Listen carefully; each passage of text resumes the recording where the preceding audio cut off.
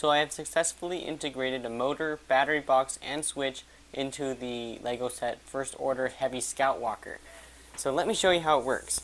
By the way, this is many hours later after, actually, it's a whole nother day because I spent about 5 hours on this, which is kind of a ridiculous amount of time, but it was worth it because now it is walking and working. Let me show you how it works. So, actually the original, if you see in the background, that's the set, the First Order Heavy Walker, and in the head of the walker was these little people could sit right up there. I actually had to take that out and I put the battery box in for the head right there. So that's with everything off, and it's just the battery box sitting there, and it was enclosed. So then I also brought the motor down here like this, have this complicated gear system actually run with a belt right off of there to the wheels, which make it crawl forward. And right up here we have our switch, so that controls the motor. Now the switch is not entirely necessary because we have a switch on top, but it does integrate another function of power functions. So let me put this all back together, and I'll show you how it works. And I think it turned out actually very similar to the original in the fact that it looks almost identical. And actually, if you look at in the background, you can't tell me that does not look like the original walker. That's very close. So that looks pretty cool. Now let's see it working. I'm going to put it back here, and then make sure the switch is even. I'm going to turn it on, the LED comes on, and then I'm just going to simply turn it on, and there we go, it's walking. Just like that.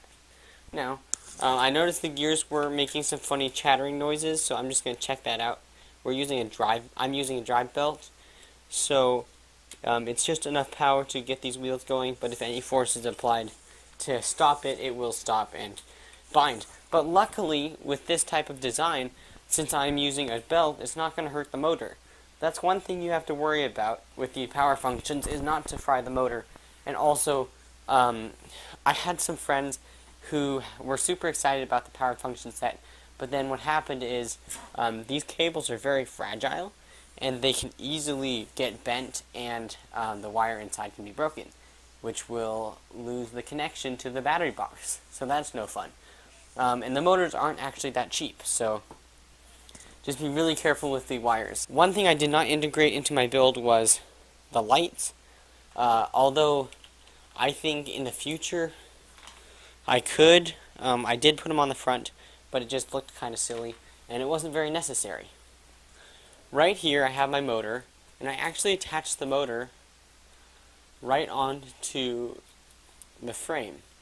Funny thing is, I knew I needed a drive belt of some sort, so I have built a drive belt system that is powered right here, and this actually attaches to a rubber band that holds it down to the main frame, but it actually does not power anything. So now I just take these Lego rubber bands and I put them across here. One thing I struggled with was making a drive belt that didn't interfere with the way the belt was turning, because I need two going the same direction, and it was they were binding up a lot, and they still do once in a while, but otherwise I have this system that looks like that, and it works really well. I can also reverse the direction, and they work really well. So I just attach it right here, the Motorized First Order Heavy Walker. Get back here. Oh, there we go. Oh yeah, it can go backwards. Let's test that. I have not tested it going backwards yet, but I'm going to assume it's going to go just as well backwards as it goes forwards. If you like what you see, please subscribe. And feel free to share this video and comment, and yeah, share it with your friends.